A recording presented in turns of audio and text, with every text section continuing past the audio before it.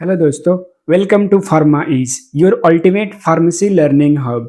हम लोगों ने प्रीवियस लेक्चर में क्लासिफिकेशन ऑफ सिम्पैथोमिमेटिक एजेंट के बारे में स्टडी किया था और डायरेक्ट एक्टिंग एजेंट के कुछ ड्रग्स के बारे में हम लोगों ने स्टडी किया था। और आज के लेक्चर में हम लोग जो भी रिमेनिंग पोर्शन है क्लासिफिकेशन ऑफ सिम्पैथोमिमेटिक एजेंट का उसको कंप्लीट करेंगे। तो चलिए हम अपना स्टार्ट करते हैं। फर्स्ट, सालब्यूटामॉल ड्रग, ये हमारा स्ट्रक्चर है। मैकेनिज्म ऑफ एक्शन देखते हैं। It is also called albuterol. It directly bind with beta 2 receptor. Uses, it is use to treat bronchial asthma, chronic obstructive pulmonary disease, जिसे शॉर्ट में हम सीओपीडी कहते हैं। तो हम समझते हैं कि सीओपीडी क्या होता है। सीओपीडी एक ऐसी डिजीज है जिसमें लंग्स कमजोर हो जाता है, पेशेंट को सांस लेने में प्रॉब्लम होती है और ये ज्यादातर उन लोगों में होती है जो लंबे टाइम से सिगरेट या बीड़ी पीते हैं। इस बीमारी में कॉफ, सांस फूलना और बलगम होना बिल्कुल नॉर्मल सी बात है। और आप एक एग्जाम्पल से समझ सकते हैं, जैसे एक पाइप में गंदगी की वजह से जाम हो जाता है तो पानी का फ्लो रुक जाता है, वैसे ही सीओपीडी में लंग्स के रास्ते या जो भी पाथवेज होते हैं वो ब्लॉक हो जाता है, जिसमें एयर अंदर और बाहर लेने में प्रॉब्लम होती है, जिसे हम सीओपीडी बोलते हैं। अब हम देखते हैं सिंथेसिस। 2 हाइड्रोक्सी बेंजाइल अल्कोहल ये लेंगे और यहाँ पे 2 क्लोरो एसिटाइल क्लोराइड के प्रेजेंस में रिएक्शन कराएंगे तो हमें ये कंपाउंड बनेगा। और इस कंपाउंड के से फिर हम रिएक्शन करेंगे, एक हमारा अमाइन ग्रुप होगा, यहाँ पे आइसोब्यूटाइल ग्रुप होगा, ठीक है। और इससे रिएक्शन होगा तो ये कंपाउंड हमारा बनेगा और इस कंपाउंड को हम रिडक्शन करेंगे। तो रिडक्शन करने के बाद क्या होगा, सालब्यूटामॉल कंपाउंड या ड्रग हमारा बन जाएगा, ठीक है। सालब्यूटामॉल एक बहुत ही इंपॉर्टेंट हमारा ड्रग है जो कि जिससे हमेशा क्वेश्चंस आते रहते हैं। जैसे आप देख सकते हैं यहाँ पे, write the structure, mechanism of action and synthesis of salbutamol. What are direct acting agent, sympathomimetic agent, write the synthesis of salbutamol. ये हमारा 5 मार्क्स में आया हुआ है। नेक्स्ट क्वेश्चन देखिए, write the synthesis and therapeutic uses of salbutamol. ये हमारा 5 marks में आया हुआ है। नेक्स्ट बिटोल्टेरॉल आता है। ये हमारा थोड़ा सा जो ड्रग का जो स्ट्रक्चर है वो क्या कॉम्प्लेक्स स्ट्रक्चर है, तो इसको आप थोड़ा सा ध्यान में रखेंगे। यहाँ पे मैकेनिज्म ऑफ एक्शन देखें, it is A prodrug. Prodrug का मतलब होता है कि जब हम इनिशियली उसको इनटेक करते हैं तो क्या होता है कि वो इनएक्टिव फॉर्म में होता है, लेकिन जब हमारे बॉडी में इंटर करता है उसके बाद क्या होता है कि हमारे बॉडी में मेटाबोलाइज होता है और मेटाबोलाइज होने के बाद वो एक्टिव फॉर्म में कन्वर्ट हो जाता है, तो उसे बोलते हैं prodrug. It bind to beta 2 receptor. It is primarily used as bronchodilator, asthma and COPD. हम यहाँ पे समझते हैं कि अस्थमा क्या होता है। अस्थमा एक डिजीज है जिसमें एयरवेज के पाथवेज में इन्फ्लामेशन हो जाती है और ज्यादा बलगम भी बनता है, जिससे पेशेंट को सांस लेने में प्रॉब्लम होती है। इसे हम अस्थमा बोलते हैं। आइए हम अस्थमा को एक सिंपल डायग्राम से समझते हैं। जैसे देखिए, ये हमारा नॉर्मल लंग्स है, ठीक है, इसमें किसी भी तरीके का इन्फ्लामेशन नहीं हुआ है, ठीक है, ये हेल्दी लंग्स है, ठीक है। लेकिन जिसमें अस्थमेटिक लंग्स देखते हैं, जिसमें क्या होता है कि अस्थमा हुआ रहता है, उस लंग्स को आप देखेंगे तो यहाँ पे देखिए, इसमें क्या होता है कि मसल ये टाइट हो जाता है, यहाँ पे स्वेलिंग, ये स्वेलोन एक लाइनिंग की तरह आता है, स्वेलिंग होती है, इन्फ्लामेशन भी हुआ रहता है इसमें। और यहाँ पे देखिए कि यहाँ पे एक्सेस म्यूकस भी बना होता है, जिसके कारण क्या होता है कि सांस लेने में बहुत ही ज्यादा प्रॉब्लम होती है। तो इस तरह के कंडीशन को क्या बोलते हैं, हम अस्थमा बोलते हैं। अब देखते हैं यहाँ पे नेक्स्ट, नेफाजोलिन। ये हमारा नेफाजोलिन ड्रग्स है और इसका स्ट्रक्चर यहाँ पे है। Mechanism of action, it is consider as a powerful alpha adrenergic receptor agonist, potent alpha activity, used as strong vasoconstrictive action. तो इसमें क्या होता है कि जो ब्लड वेसल होता है उसमें क्या होता है, कंस्ट्रिक्शन होता है, जिसके कारण क्या होता है, हमारा ब्लड प्रेशर भी इंक्रीज करता है, ठीक है। उसमें जो भी ब्लड वेसल का जो वॉल होता है वो क्या होता है, डिक्रीज होता है, ठीक है। To reduce redness, to relieve congestion. तो देखिए जो नेफाजोलिन जो ड्रग होता है, इसमें क्या होता है कि जब हम इस ड्रग को यूज करते हैं तो ब्लड वेसल का साइज डिक्रीज हो जाता है और इन्फ्लामेशन, जलन भी कम हो जाता है। इसी के कारण नेफाजोलिन नेजल ड्रग्स का यूज कोल्ड और एलर्जी में हम करते हैं। अब देखते हैं अपना नेक्स्ट ड्रग ऑक्सीमेटाजोलिन।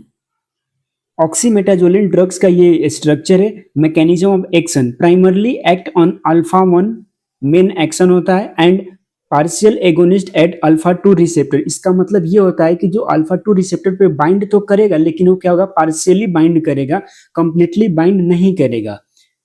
यूजेस ट्रीटमेंट इन नेजल कंजेशन। नेजल कंजेशन का मतलब होता है कि जब कभी हमें कोल्ड, एलर्जी या किसी तरीके का मतलब इन्फ्लामेशन होता है नोज वगैरह में, तो क्या होता है कि हमारे जो भी पाथवेज होता है वो क्या होता है, ब्लॉकेज होता है। ब्लॉकेज होने की वजह से हमें सांस लेने में प्रॉब्लम होती है। तो उस तरीके के ट्रीटमेंट के लिए हम ऑक्सीमेटाजोलिन ड्रग का यूज करते हैं।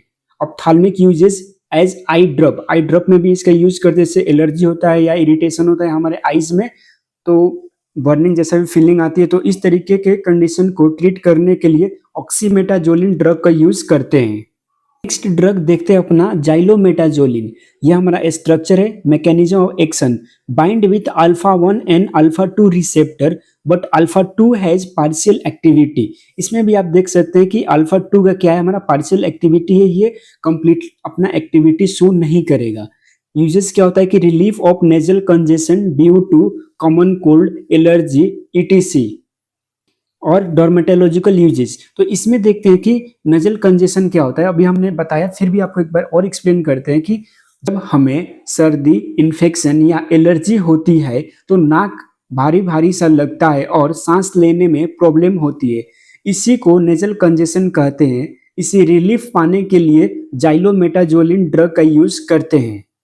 डर्मेटोलॉजिकल यूज भी करते हैं। कभी कभी क्या होता है कि जब हमारे स्किन पे किसी तरीके का इन्फेक्शन वगैरह हो जाता है, एलर्जी से स्वेलिंग या रेडनेस वगैरह होती है, तो उस चीज को ट्रीट करने के लिए हम जाइलोमेटाजोलिन ड्रग का यूज करते हैं। Indirect acting agent definition: these are drugs that do not bind directly to adrenergic receptor but increase the action of neurotransmitter like norepinephrine। तो चलिए इस कंसेप्ट को हम लोग समझते हैं। जैसे कोई खुद ना काम करे लेकिन दूसरे का काम इतना इजी बना दे कि वो ज्यादा काम करे, वैसे ही इनडायरेक्ट एक्टिंग एजेंट ड्रग दूसरे केमिकल जैसे एड्रेनलिन के इफेक्ट को इंक्रीज कर देता है। इसे हम इनडायरेक्ट एक्टिंग एजेंट कहते हैं। तो इसमें पहला होता है हमारा ड्रग हाइड्रोक्सी एम्फेटामाइन। ये उसका स्ट्रक्चर है, मैकेनिज्म ऑफ एक्शन देखते हैं। It is indirect acting agent stimulating the release of norepinephrine from presynaptic nerve, causes dilation of pupil। क्या होता है कि प्यूपिल का साइज क्या होता है, थोड़ा बढ़ जाता है, इंक्रीज हो जाता है। यूजेस क्या होता है, it is used in diagnosis of Horner syndrome. चलिए हम समझते हैं कि हॉर्नर सिंड्रोम क्या होता है। हॉर्नर सिंड्रोम एक ऐसी प्रॉब्लम है जिसमें फेस के एक साइड पर कुछ चेंज आ जाता है, जैसे आंख थोड़ी छोटी लगती है, पिपिल का साइज कम हो जाता है और उस साइड पसीना या स्वेट जिसे बोलते हैं हम कम होता है। ये सब इसलिए होता है क्योंकि ब्रेन से फेस तक जाने वाली एक नर्व, सिंपैथेटिक नर्व, वीक या डैमेज हो जाती है। और सिंपल तरीका से मैं आपको समझाना चाहता हूं। सोचिए इलेक्ट्रिक वायर से करंट एक तरफ से जा रही है लेकिन दूसरी तरफ वायर डैमेज हो जाए तो करंट नहीं पहुंचती। ठीक वैसे ही जब ब्रेन से फेस तक जाने वाली एक नर्व डैमेज हो जाती है तो फेस के एक साइड पर सिम्टम आ जाता है जिसे हॉर्नर सिंड्रोम कहते हैं। Next, used as eye drop to dilate the pupil. इसको आई ड्रॉप में भी यूज किया जाता है कि to dilate the pupil. Used as eye drop to dilate the pupil. Pseudoephedrine, ये सूडोइफेड्रिन का स्ट्रक्चर है, मैकेनिज्म ऑफ एक्शन देखते हैं। It bind to alpha 1 adrenergic receptor. It has less affinity to bind beta receptor. Uses nasal and sinus congestion relief. It is used in combination medication. Generally क्या होता है कि कभी कभी जो हमारे ड्रग्स होते हैं उसको एक एक से ज्यादा ड्रग्स को कंबाइन करके किसी एक डिजीज को ट्रीट करते हैं, तो उस तरीके के कंडीशन में जो ड्रग यूज करते हैं उसको बोलते हैं कॉम्बिनेशन मेडिकेशन। प्रोपाइल हेक्सीड्रिन, ये हमारा उसका स्ट्रक्चर है। मैकेनिज्म ऑफ एक्शन देखते हैं। Same action as norepinephrine and epinephrine activate alpha receptor, uses relief from nasal congestion, used in nasal inhaler. आप लोगों ने इनहेलर, जो हमारे ग्रैंडफादर वगैरह होते हैं या जिनको अस्थमा की बहुत ही ज्यादा सीरियस प्रॉब्लम होती है, तो उनको हम नेजल इनहेलर देखेंगे। एक प्लास्टिक की कवर जैसी आती रहती है जो कि मतलब एक जे शेप बनी रहती है, लिटिल बिट उस तरीके से रहता है। उसको हम लोग का इनहेल करने के लिए यूज करते हैं, उसमें कैप्सूल डाल के उस तरीके से रहता है, ठीक है। इंप्रूव ब्रीथिंग, और इससे क्या होता है कि हमारा ब्रीथिंग इंप्रूव होता है। अपना नेक्स्ट देखते हैं mixed acting agent. Definition, it is a drug that work either directly activate body receptor और indirectly make body to release more norepinephrine. तो चलिए इस कंसेप्ट को सिंपल तरीका से हम समझते हैं। मिक्स्ड एक्टिंग एजेंट ऐसे ड्रग्स होते हैं जो दोनों तरह से काम करते हैं। ये खुद रिसेप्टर पे जाके डायरेक्ट इफेक्ट देते हैं और साथ ही बॉडी के नेचुरल केमिकल्स जैसे एड्रेनलिन का भी रिलीज बढ़ा देते हैं। इस तरीके के ड्रग को क्या बोलते हैं? Mixed acting agent. इफेड्रिन, इसका स्ट्रक्चर है, यहाँ पे मैकेनिज्म ऑफ एक्शन है। इट्स सो डायरेक्ट और indirect action on adrenergic receptor. Uses क्या होते हैं? Nasal congestion relief, bronchodilator, increase blood pressure. ये क्या होता है कि ब्लड प्रेशर भी इंक्रीज करता है इफेड्रिन। मेटा एमिनोल में क्या होता है कि ये उसका स्ट्रक्चर है। Mechanism of action, it has weak indirect action directly stimulating alpha 1 adrenergic receptor. Uses to treat low blood pressure. कभी कभी क्या होता है कि किसी पेशेंट का क्या होता है कि हाई ब्लड प्रेशर रहता है, तो किसी का लो ब्लड प्रेशर होता है, तो जिसका लो ब्लड प्रेशर होता है उसको ट्रीट करने के लिए मेटा एमिनोल को यूज करते हैं। To increase BP in emergency condition. कभी कभी क्या होता है कि जैसे सर्जरी वगैरह होती रहती है किसी पेशेंट की, या और भी सीरियस इंजरी हुआ रहता है, तो उस कंडीशन में क्या होता है कि बीपी बिल्कुल ही डाउन हो जाता है, तो उस कंडीशन में इस ड्रग को यूज करते हैं ब्लड प्रेशर को इंक्रीज करने के लिए। It is a kind of vasopressor. तो आज के वीडियो में हम लोग यहीं तक पढ़ेंगे। यदि आपको किसी भी कंसेप्ट को सीखने या समझने में प्रॉब्लम हो रही होगी तो प्लीज एक बार कमेंट सेक्शन में मेंशन करें। मैं कोशिश करूंगा आपका डाउट क्लियर करने का। यदि आपको वीडियो अच्छी लगी तो लाइक एंड सब्सक्राइब करें और अपने दोस्तों के साथ शेयर करना ना भूलें। मिलते हैं वीडियो के नेक्स्ट लेक्चर में एक नए टॉपिक के साथ। तब तक आप अपना खुद का ख्याल रखें।